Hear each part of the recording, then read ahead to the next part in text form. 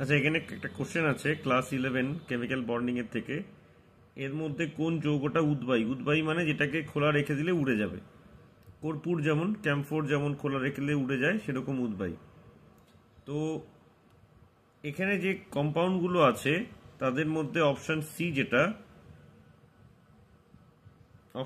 যেটা আছে, option C, এইখানে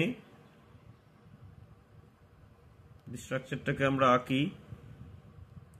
এটা হচ্ছে এই রকম, এবং তার ঠিক অর্থ পজিশনে একটা COOH গ্রুপ আছে।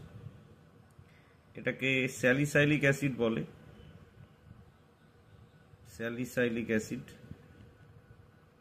এবং এই স্যালিসাইলিক অ্যাসিডটা একটা এইচ বার করে দেওয়ার পর যে কনজুগেট বেসটা তৈরি করবে এই ধরনের, সেটা হাইড্রোজেন বন্ডিং এর রেসপেক্টে ইন্ট্রামলিকুলার হাইড্রোজেন বন্ডিং এর রেসপেক্টে স্টেবল হবে,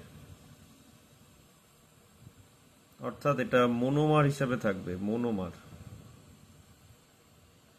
বাকি এটাতে COOH আর OH এর মধ্যে ডিস্টেন্স প্যারা, মানে COOH এর রেসপেক্টে OH-টা প্যারাতে আছে, এখানে OH এর রেসপেক্টে COOH-টা মেটাতে আছে, আর এখানে তো OH নেই, তাই একমাত্র এই কম্পাউন্ডটার মধ্যেই ইন্ট্রামলিকুলার বন্ড হবে। যাদের মধ্যে ইন্ট্রামলিকুলার বন্ড হয় তারা উদ্বায়ী হয়। তাহলে অ্যান্সার হবে সি, স্যালিসাইলিক অ্যাসিড।